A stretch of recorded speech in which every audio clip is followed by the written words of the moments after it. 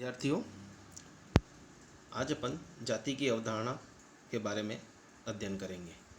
हालांकि आप जाति की अवधारणा प्रथम वर्ष में समाजशास्त्र के द्वितीय प्रश्न पत्र में इसका अध्ययन कर चुके हैं,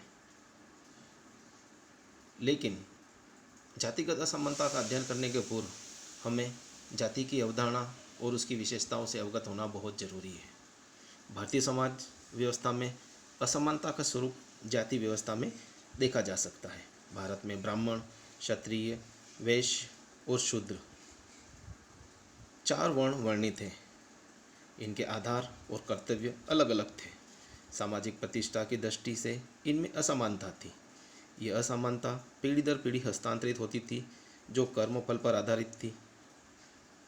अर्थात सर्वोच्च स्थिति ब्राह्मण की थी, जो अध्ययन अध्यापन का कार्य करते थे। क्षत्रिय समाज के रक्षक के रूप में थे। वैश्य अर्थ से संबंधित थे और शूद्रों का कार्य उपयुक्त तीनों वर्णों की सेवा करना था। जिसने जिस जाति में जन्म लिया उसे वैसी ही स्थिति प्राप्त होती थी। जाति सामाजिक संस्करण का स्वरूप भी है और स्थिति समूह भी है।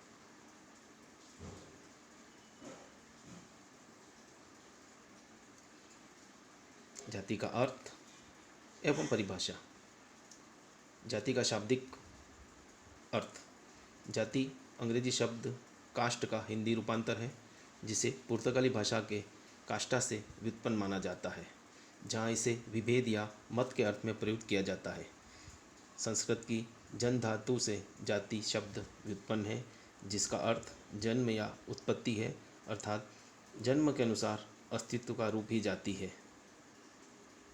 जाति की परिभाषाएं अनेक दृष्टियों से दी गई है, जिसके आधार पर जाति की असमानताओं को हम अधिक स्पष्ट रूप से समझ सकते हैं। जाति शब्द की उत्पत्ति पर सर्वप्रथम ग्रेसिया डी ओर्टा ने सन 1665 में प्रकाश डाला था। इसके बाद फ्रांसीसी विद्वान अबे डुबायस ने इस अवधारणा का प्रयोग प्रजाति के संदर्भ में किया था। जाति जन्म वंशानुक्रमण पर आधारित होती है। सभी विद्वानों ने जाति के अर्थ तथा विशेषताओं को स्पष्ट करते हुए इसकी विशिष्ट विशेषता जन्म पर आधारित सदस्यता पर प्रकाश डाला है, अर्थात जो जिस जाति में जन्म लेता है वह जीवन पर्यंत उसी जाति का सदस्य बना रहता है। सामान्यतः इसकी सदस्यता को परिवर्तित नहीं किया जा सकता, अर्थात जाति में व्यक्ति की उच्चता या निम्नता की असमानता उसके जाति विशेष में जन्म लेने के साथ ही निश्चित हो जाती है। कुले जाति को परिभाषित करते हुए लिखते हैं, जब एक वर्ग पूर्णतया वंशानुक्रमण पर आधारित होता है तो उसे जाति कहा जा सकता है।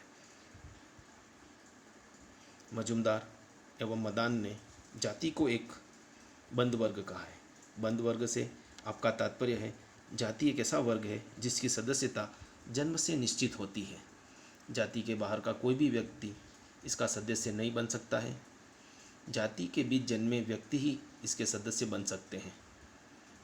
बंद वर्ग से तात्पर्य है ऐसा वर्ग जिसकी सदस्यता त्याग कर बाहर नहीं जाया जा सकता। जाति जन्म एवं अंतर्विवाह पर आधारित होती है। केटकर के अनुसार जाति एक सामाजिक समूह है जिसकी 2 विशेषताएं होती हैं।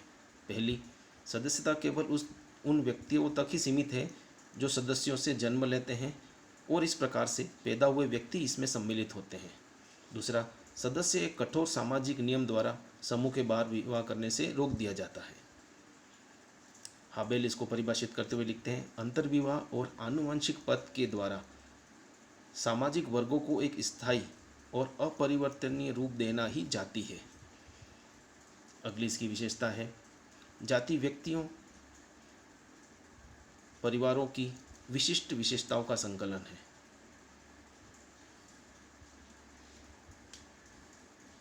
मॉर्टिनेंटल और मोनाचेसी के अनुसार जाति व्यक्तियों का एक ऐसा समूह है जिसके कर्तव्यों तथा विशेषाधिकारों को जन्म से निश्चित होता है, जिनको जादू या धर्म की स्वीकृति और समर्थन प्राप्त होता है।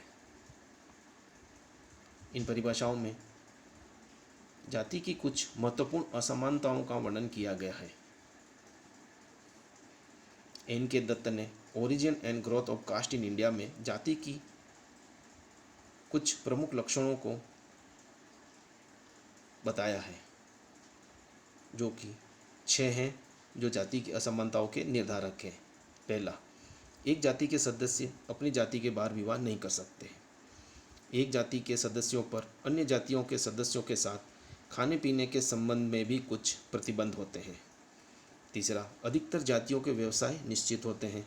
चौथा, सभी जातियों में ऊंच नीच का एक संस्करण होता है, जिसमें ब्राह्मणों की स्थिति सर्वमान्य रूप से शिखर पर है।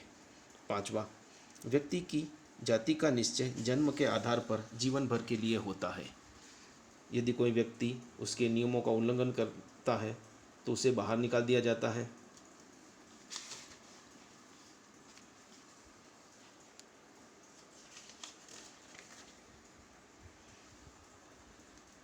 एक जाति से दूसरी जाति की सदस्यता प्राप्त करना लगभग असंभव है। और छठा, संपूर्ण जाति व्यवस्था ब्राह्मणों की प्रतिष्ठा पर आधारित है। जी.एस. घुरियर ने अपनी कृति जाति, वर्ग और व्यवसाय में जाति के 6 लक्षणों का उल्लेख किया है। पहला है समाज का खंडात्मक विभाजन, दूसरा है संस्तरण, तीसरा है खानपान एवं सामाजिक सेवा पर प्रतिबंध, चौथा है विभिन्न जातियों की नागरिक एवं धार्मिक नियोग्यताएं एवं विशेषाधिकार, पांचवा व्यवसाय के स्वतंत्र चुनाव का अभाव और छठा है विवाह पर प्रतिबंध। जाति की इन विभिन्न परिभाषाओं तथा विशेषताओं के अध्ययन से हम ये निष्कर्ष निकाल सकते हैं, जाति असमानताओं का निर्धारण जन्म से होता है। धन्यवाद।